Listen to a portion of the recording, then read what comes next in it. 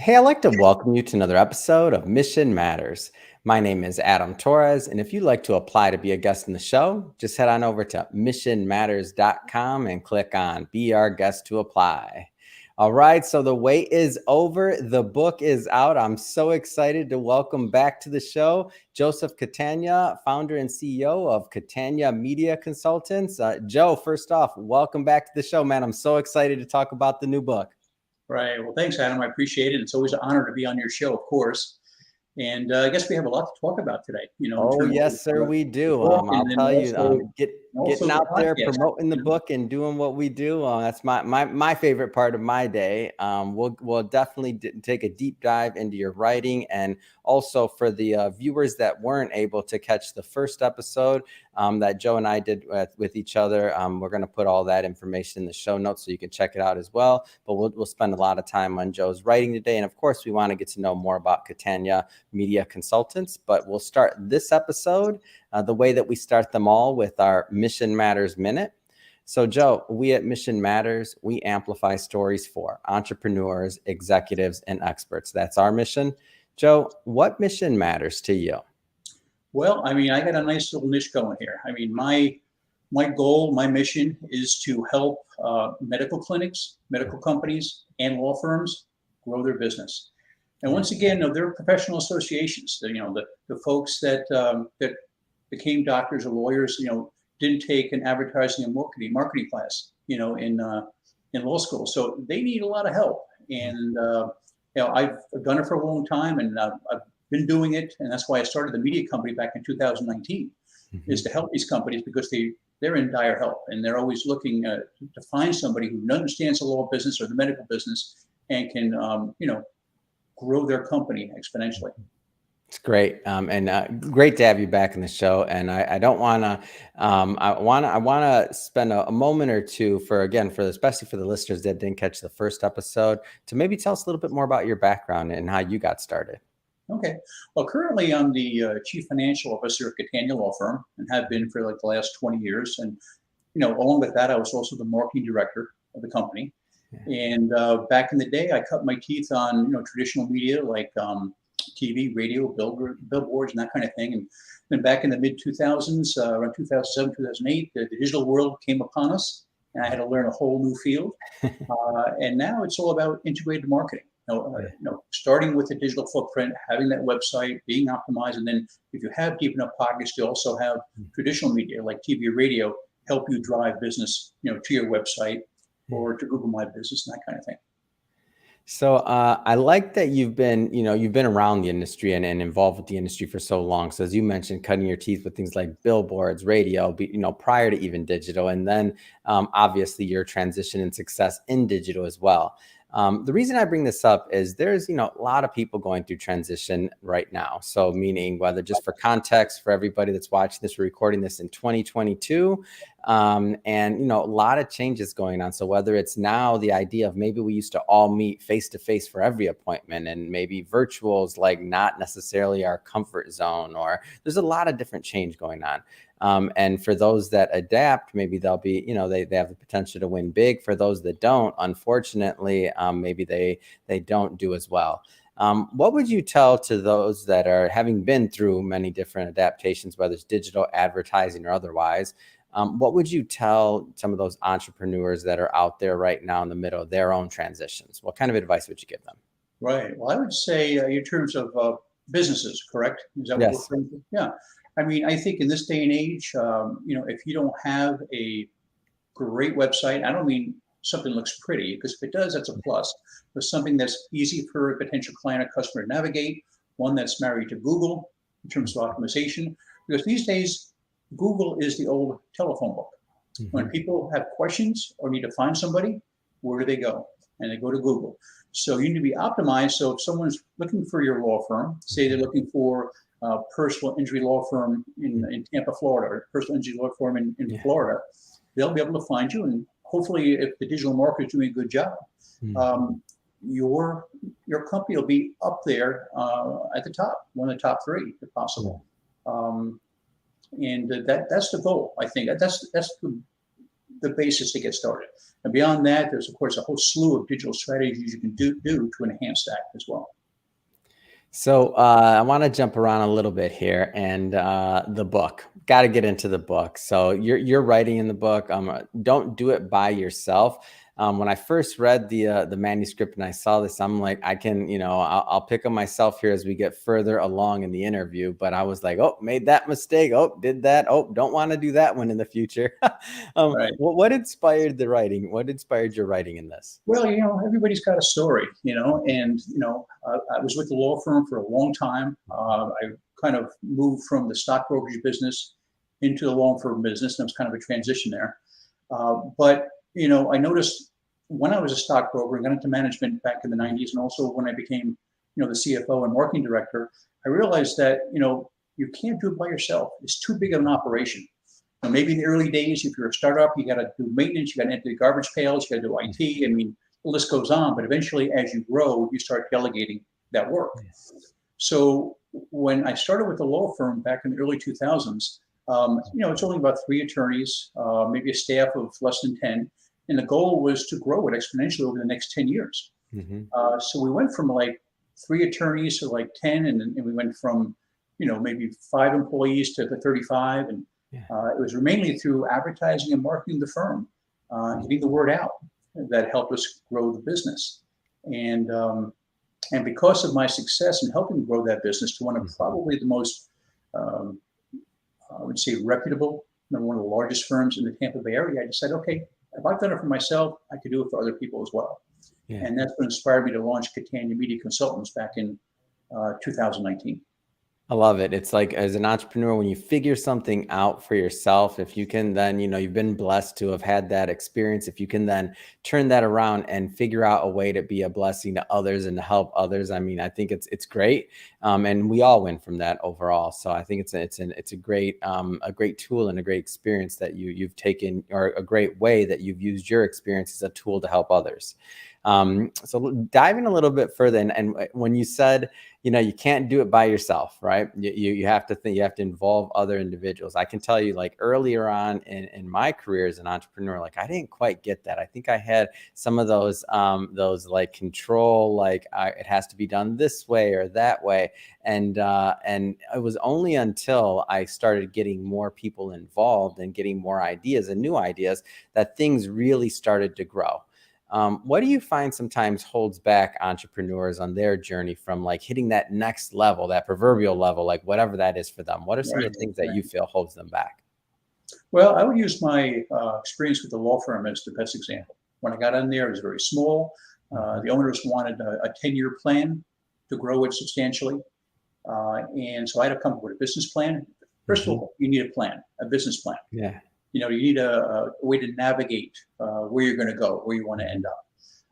From there, you want to hire, you need the right people to help you out. And that goes back to my title, don't do it all by yourself. Yeah. So in terms of the law firm, I hired a seasoned paralegal that would help me hire and train the paralegals.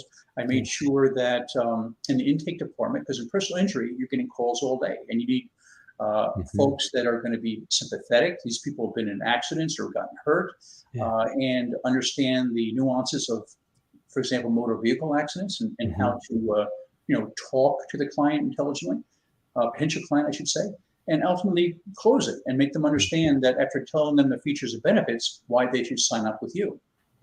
So having an intake manager to train these people and supervise them is very important. That was number 2. And then number 3 was also to have a good bookkeeper.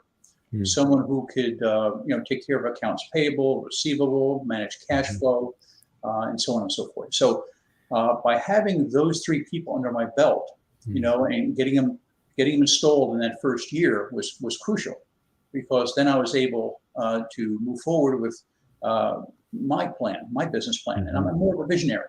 So once I get those people in place, they really do most of the day-to-day work, most of the heavy lifting, so to speak. I kind of oversee them and let them help me run the business. And it worked out pretty well. And eventually, of course, more calls came in. So we had to hire more people in intake. And then eventually we had more cases. So we had to hire more paralegals. Good problem to have. And just grew from there. Now, nothing was perfect. I mean, sometimes it's hard to gauge your growth and how quickly you're growing. And there were were a few times that we probably grew too quickly. We maybe hired too many people too quickly. And sometimes you have to slow down, take a deep breath, pull back a little bit, and reassess, and then eventually move forward again. But luckily, that business in particular is recession-proof. People are always going to get hurt, whether it be medical malpractice, whether it be motor vehicle accidents, whether it be nursing home neglect. Someone's always going to get hurt.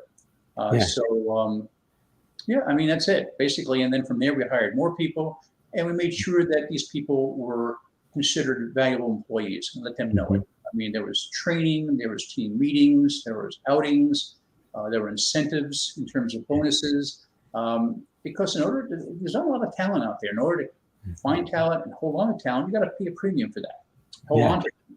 Because, your business and its growth is only as good as not only your management underneath you, but also the staff that works underneath them.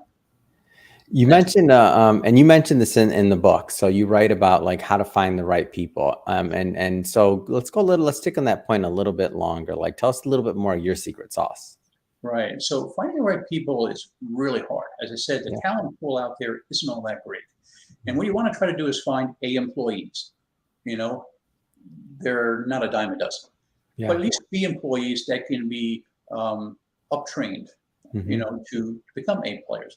Sometimes you might find a C plus employee that you can train up to a B. So that's the whole idea over a period of time, is weed out of all the C and D, players, or I should say employees, and then try to hire B and A employees and see if you can train some of the lesser employees. But a lot of times you put an ad out, but I think most often we work through recruiters and employment agencies, and they did the initial training, should say interviewing, not training, interviewing. And so by the time they got to us, they all had all the basics under their belt. Experience, knowledgeable, and good work ethic. You can have all that stuff, but you don't really like to work. That's going to show up too. So by the time they got in front of us, they were heavily screened, and it made our job a lot easier. So I would say anybody who's looking to find good people, certainly put ads out there. You never know who's going to answer one. But if you can work with a recruiting company, they're going to do a lot of the heavy lifting for you and make your job a lot easier.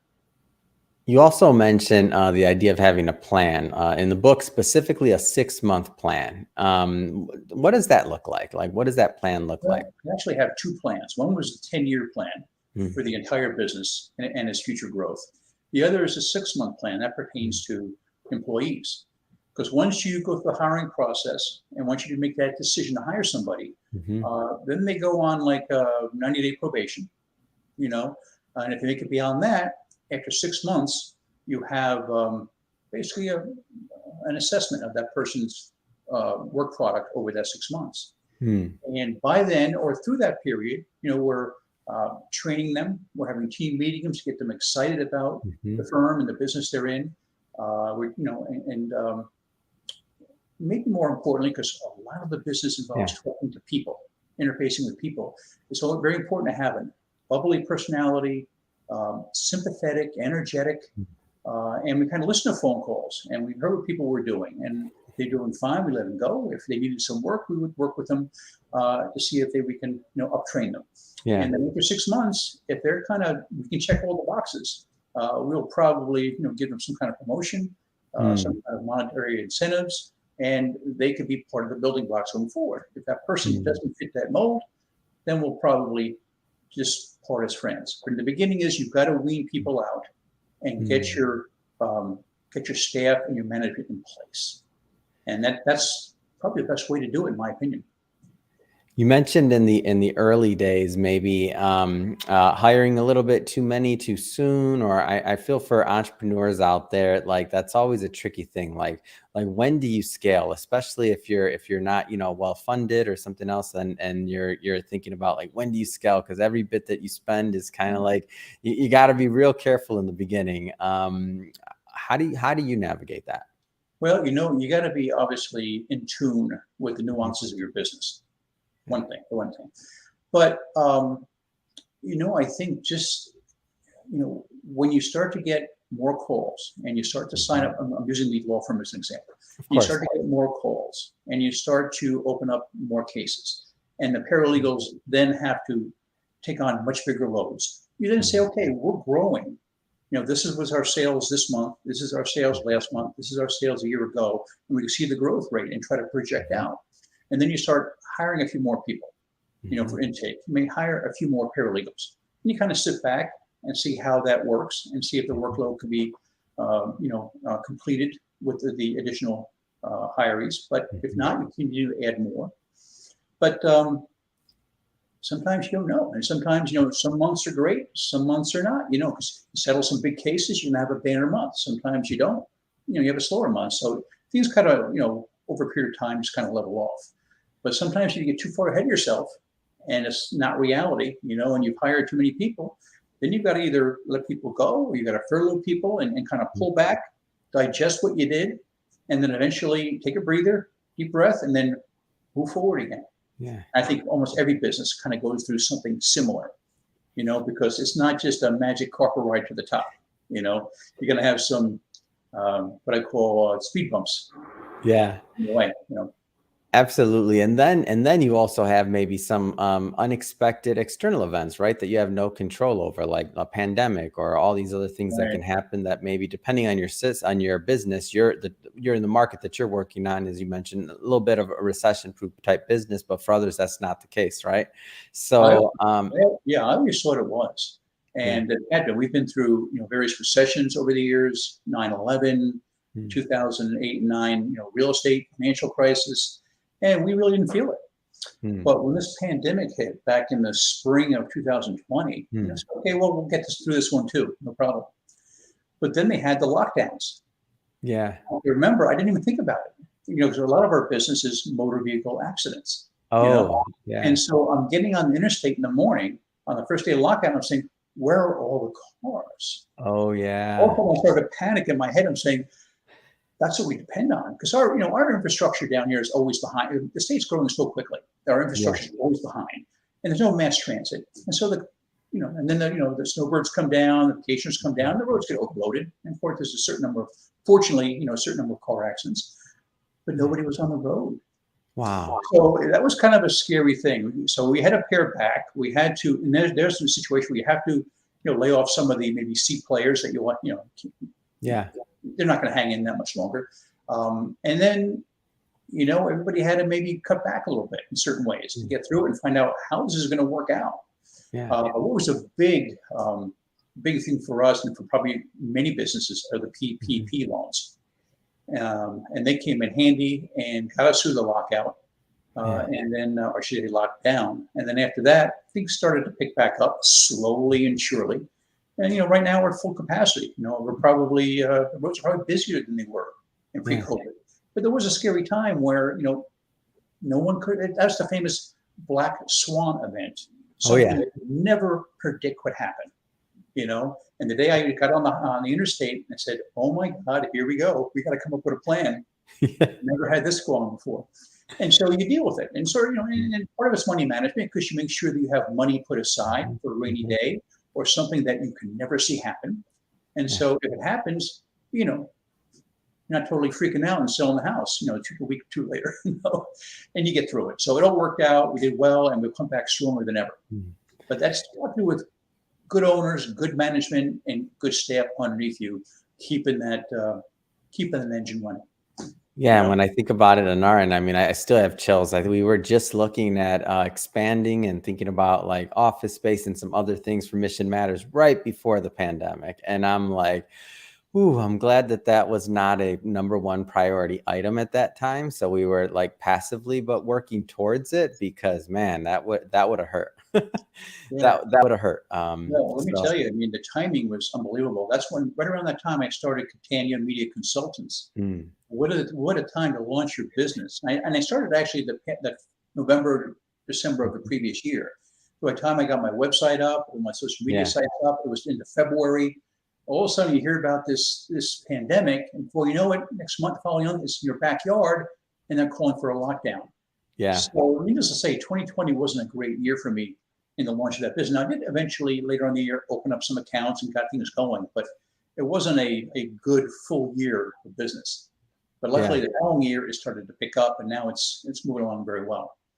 But you just got to hang in there. really, be smart about Absolutely. it. That's what I say. You do have to hang in there and weather the storm and just understand that whether it's depending on your age when you're whoever's watching this, whether it's 2008, 2002, before that the 80s, I mean 70s, I mean it just depends how long you've been in business, right? But Right. there's always something that's going to happen and come up. And and I like that you actually addressed it in your writing. And that's really mistakes are part of the process. So when I think about the idea of mistakes and like how often they happen and how we try to get better from them, that can be a tricky thing sometimes, right? But what inspired that piece? Well, I mean, mistakes. I mean, everybody's going to make mistakes, and so if you become an entrepreneur, open up a business, you have to be prepared to be totally dedicated to that because Yeah. people will tell you, "Oh, it's a lot of work," but once you get in there, you realize it's a lot of work in the beginning. You're doing a lot of stuff, so you're bound to make mistakes, and things are bound to happen. So I think that it's a good story to tell other, current entrepreneurs or startups or future ones that what you're going to go in there, you're going to realize the massive amount of work, but if you're dedicated to be successful, you're going to put in those 60, 70 hours a week. You're going to work those nights and the weekends, and you're going to make mistakes, probably more so in the beginning than later on as you become seasoned. But the key is, here's really the key. Yeah. Mistakes are okay. Even if you're a senior leader, you got to avoid the catastrophic mistakes. Yeah. That can put you out of business real quick. Oh yeah. I mean, so you're always learning. It's like a practice, like like anything else. Learning along the way. Even when you become seasoned and doing it for a while, you're always learning. You should always be learning. Never stop learning. But expect mistakes, and that's just part of being an entrepreneur and running a business. If you could, if you obviously with the benefit of hindsight, right? If you could, through all the ups and downs that you've been through in your career, if you could go back to that, Joe Catania entrepreneur that's just getting started, like earlier in his career, and if you could throw him some softballs or some advice, what kind of things would you tell him? I would say have a plan before you get into it. Don't go in there willy-nilly and just kind of wing it fly by the seat of your pants. Have a plan, a written plan, and make sure you have some cash in the bank, not only for personal reasons, but also for the business. Some cash in the bank. Start slow. If you're working out of your home, that's fine. Or if you need a small office, do that. But be very frugal, and part of it also will be getting out there in the public, joining organizations, stopping people on the back, making contacts, and all that kind of thing. But take it slow. Take it slow, but work hard. And there will be a time, whether it be in a couple of years, a little less or longer. This was my thing back when I became a stockbroker, because I was just given a desk and a phone book, and that's it. So, in your back of your mind, you have to say, failure isn't going to happen. It is not part of the plan. And more times than not, that will get you through. But really, what's the stat? 2 out of 3 new businesses end up going belly up, I think, after a couple of years. So it's hard. Yeah. So you have to be hungry. You have to want it. And you have to be a student of the game. Keep on learning and talk to people that are older than you, more experienced than you, that find out what they've done to build their business and why they're successful. And keep your nose to the grindstone. And, that's all you can really do. And more times than not, that'll get you through the hard times. Man, you have me reminiscing over here, Joe. Like the mistakes that you said, I probably should have told myself. I would have told myself the same thing. Like you don't need to purchase all the bells and the whistles. You need to worry about getting a client. You need to have a plan, and that maybe some of your corporate experience does not translate to your entrepreneurial experience. Like it's not already built. Like a lot of the systems and things that worked for you in the past may not work. Like for whatever reason, not worth the time trying to figure out why. Have a plan and be willing to pivot and adjust and to just understand that you have to focus on getting clients and think more about cash flow. You don't have sums of money coming to save you, right? Like you got to make sure that you're watching the dial on that, and just in case clients don't come, right? Like to make sure that you can stay in the game. So I think a lot of people watching this are going to benefit from hearing you say this for sure. It's awesome. Yeah, so also go along with that, just things that should be considered is keep a positive mind frame. Don't get negative. I mean, I'll be lying if I never said when I was starting out that, oh my God, what have I done? You're always going to have days like that. What have I got myself into?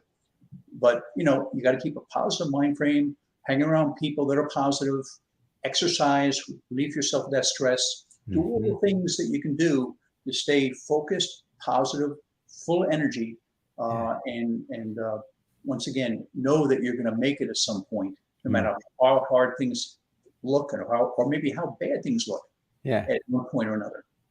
Tenacity would be the word.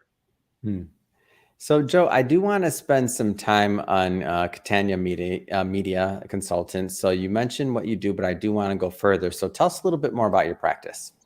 Right. Well, I started because I had a lot of success, with the law firm for a long, long time. And so I wanted to be able to help out other people, professional associations, like, doctors, medical clinics, lawyers, law firms, that kind of thing, because they need more help than anybody else. A lot of times they kind of think that they know what they want to do, or they don't understand what needs to be done out there in terms of, marketing your business, doing some PR, getting branded and all that kind of thing. And so I go in there and usually talk to them about a market strategy. I don't walk in there and say, well, you got to buy this, you got to buy that. It's all about, telling them what they probably need, finding out who their target client is, and then doing a little research on myself and coming up with a plan for them to show them, okay, here's your target audience. This is how we can best get in front of them. You don't want to go out there and advertise and market willy-nilly and necessarily cast that big net, because in this point in time, you need to put your money in a place where it's going to be working most efficiently for you. And that's what I find out with a lot of these startup law firms or medical companies or even newer ones. And so the key is to get that digital footprint. And that's really what I do with most people that are new. Now, people that are established, been around for a while, sometimes they need a refresh in terms of their digital strategies. Usually I kind of dig a little bit more to find out how they're doing. And a lot of times they'll say, well, we've been doing this for a while, but it looks like, it helped in the beginning, but it's kind of stagnant. It's, it's kind of topped out. And in those situations, I can help them out as too. Just kind of look at what they're doing. What can we do differently? Can we do an integrative approach? If they're already in digital, can they do some TV, radio, some billboards, depending on the business they're in? But I do a full assessment of their business, what they're doing now or not doing, and come up with a plan. I'm more about campaigns, even if they're small ones in the beginning, get started, and you have to then build upon them later on. It's not about selling, walking in and saying, well, I want to sell you a website. I want to say, it's a campaign to show you how you can grow your business over a period of time. And that's how I walk into every situation. And where do you find, and I find this interesting because I have a feeling there's some parallels between your niche and just entrepreneurs in general. So I'm curious to hear from you. Where do you find a lot of founders or co-founders go wrong when they're going about like these strategies? Because you're in these firms all the time. Yeah, I think that, and I don't know, I'll probably get some of these guys pissed off, but a lot of them, you're talking about like lawyers, doctors, that kind of thing, right? Yeah, a lot of times they tend to be know-it-alls, and of course I work for a law firm and I can see that, and they have to have a certain demeanor and certain, tough guy about them sometimes. And of course it's their business, they're proud of it. And, they sometimes don't want people to tell them what to do or what they need. And that's why I prefer to deal with people that know it's time to get help and be open-minded and flexible to listen on how we can grow things. Those are the people I have the greatest luck with and the most success with longer term. The ones that, you'll talk to them, they'll yes you to death, and they'll ghost you and you won't see them again. They're the ones that are suffering later on down the road because they think they know better, or they don't. I want to pay for this, I don't want to pay for that. But I mean, all that is, in order to make money, you have to spend money. So that's been my feeling. They need to be open-minded. I understand. I always ask them, what your budget might be, and so I try to work within that budget to get them started if it's a new business. Or if it's a larger business, I still ask them what their budget is and try to be most efficient in putting together a campaign where they can see discernible results, either in their phone ringing, patients walking through the door, whatever it might be. And so, I mean, you have a unique vantage point because, as I mentioned, like, so you're deep in your niche and you've done it for yourself, right? So for your own firm. So that being said, what interests you in the space right now? Like, what's exciting, whether it's digital, traditional advertising, or otherwise? What gets you excited right now? Right. Well, I would say in terms of something that's relatively new, Hmm. uh, streaming video. Yeah. Right now, about 35% of people who view TV view streaming. Hmm. The number of cord cutters are like millions per year around the Hmm. country. And we're heading to a point in time where people are not going to want to pay for cable at Hmm. all. And that's where we are right now. Actually, it's just going to get worse. I can see a time 5 or 10 years down the road that streaming video, streaming TV, connected TV, there's a number of different names, OTT, there's other names for it, will be the main way people view content. Yeah. And I think right now it's been around for maybe 5 years, Hmm. a little longer maybe, but it's grown every year, and the analytics have gotten better, the reach has gotten better, Hmm. but you still don't have that audience that you would have in broadcast. It's still a lot bigger, and broadcast TV is still the king, even though their reign is kind of diminishing now. It has been Hmm. for years. The beauty about connected TV, streaming video, is that you can come up with your client's profile, Hmm. okay, and then create ads to serve up to that particular profile. So Hmm. people are watching TV in their living room, and that person happens to fit your profile. You'll be Hmm. able to serve up your ad to them. So Hmm. really, it's sold on impressions, rather than a cost per point like broadcast. Yeah. And so whether you're advertising at night, it doesn't matter because daytime, whatever, it only be served up to people that have the profile you're looking for. So it's a Hmm. great way to target people and have a better chance of conversions because you're not just finding people, you're finding people that need your service. Hmm. So I would say anybody who has not got into the realm of streaming video, connected TV, Yeah. you may want to think about it. Even if at this point, dabble in it, start getting involved, because if you're not involved now, you will be Mhm. involved at some point down the road if you're a multimedia advertiser. Yeah. And so you spoke from the advertising side of things. I mean, what about the other side of things, like just content creation? Do you feel that, lawyers, doctors, professionals should be creating more content, whether it's streaming or otherwise?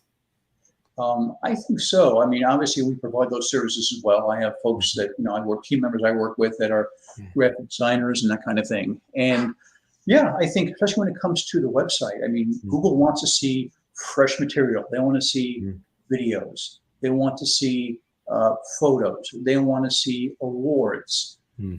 and all kinds of things, and keep it fresh. Because if you don't do any new content, say in 6 months or 9 months, then Google is going to stop looking at you, or at least Mhm. not looking at you the same. So it's always good to make sure content, more blogs, up-to-date blogs, very important, because you want to stay at the top of Google search Mhm. under the most important keywords and phrases for you. Mhm. And content is important, very important when it comes to websites. Yeah. Certainly, when you're doing ads, it's always good to do A and B testing to find out which ads, like we do an online display advertising, to find out which ads are working the best. You can do Mhm. that through analytics, and then that helps you use your money more efficiently, Mhm. as well. Yeah, I'm a big fan, obviously, of creating content, but the idea here that I always try to tell people, especially professionals, right? Because that's the world we come from, or at least I come from and you come from, is that like the days of just kind of sitting behind the big desk and having the corner office, and then everybody come to you like comes to you. I mean, some of that's gone. Like people when they look online, they want to see you. You have to have a digital footprint. Like I don't care if it's blogs, website, whatever. If your digital footprint is non-existent and your competitor is, like, many times you're going to lose that business. Right. And social proof is very important too, Yeah. because there's so many people that are in the digital marketing business, just one Mhm. man shops that, hey, I can do this stuff. I'm going to go for it. Yeah. And so it's important if you're the person buying the advertising and want to Mhm. hire a digital marketing agency to look for the social proof on their site. You Hmm. know, do they have, what is their background experience? Do they have a success story? Yeah. Have they got an extra certificate in digital marketing, other things to educate themselves? Have they got awards of any kind Yeah. because of their achievements in digital marketing and helping other businesses grow. That stuff's all important. Yeah. And if you're not doing it, you're not really differentiating yourself from the competition. So if you got two websites you're looking at, two people you're trying to decide which to go with, and then one person's got all these awards and the videos and testimonials are huge for clients, and the other person just has a lot of fluff, well, it's going to be easy to make the decision. Yeah. So that's the key, because there's zillions of websites out there, and almost every category of business is competitive. So what is your differentiator? What are you doing that someone is not? And why would someone who's looking for someone like you to help them manage their advertising and marketing, why would they hire you? What are you going to give them that the other guy won't? And that's what you got to do. That's the way you got to think. Great. Well, Joe, just have to say it's been great having you back on the show. I'm so excited to continue to promote this book, this book that we recently released together. I will have for the audience, everybody that's watching, we'll have a link in the show notes so that you can just click on it and pick up a copy. But I just have to ask, Joe, so what's next? I mean, what's next for you? What's next for Catania Media Consulting? I think you kind of know, but I'll jog your memory. It's starting my podcast with you guys. Come on. I'm hoping that's going to happen next month. I mean, originally I was, Don't tease me, Joe. I didn't bring it up because I didn't want you to tease me. Get my hopes up and all this. And I'm like, come on. And I don't want to get my hopes up. I want to let you know I haven't forgot about you, and I'm still very eager. And I see the light at the end of the tunnel. So I'm shooting for next month for sure to get the ball rolling. All right. Now I got it on tape, so or recorded or streamed, whatever. So we're in, and we'll make sure Matt, the whole team, is on you on this one. I got a date. I'll tell you also, I mean, you guys, with helping me publish my book. I mean, you guys did a very professional job. Your staff did a phenomenal job getting me through the process. And I would recommend you guys to anybody else if they had interest in writing a book, about business and entrepreneurship. So I appreciate that a lot. Fantastic. Thank you for that. And if somebody's watching this and they want to connect and follow up and learn more about Catania Media, or just to follow your journey, what's the best way for them to do that? Yeah, I mean, if they want to find out what I do, they can go to my website. It's cataniamedia.com. If they want to send out a message and discuss things, talk on the phone, or just use JC at cataniamedia.com. Fantastic. And we'll put all that information again in the show notes so that the audience can just click on it and head right on over. And speaking of the audience, if this is your first time watching a Mission Matters episode or engaging with the platform, we're all about bringing on entrepreneurs, executives, experts, and having them share their mission, their motivation, right? Why do they do what they do? Like being an entrepreneur, being an executive, like not easy things to do. How are they providing value into the world? Like if that's the type of content that sounds interesting or fun to you, hit that subscribe button, because we have many more mission-based individuals coming up on the line, and we don't want you to miss a thing. And Joe, I'm looking forward to that podcast launch and to continue to promote this book with you and to see your continued success with Catania Media Consultants. So thanks again for coming back on the show. All right. Thanks, Adam.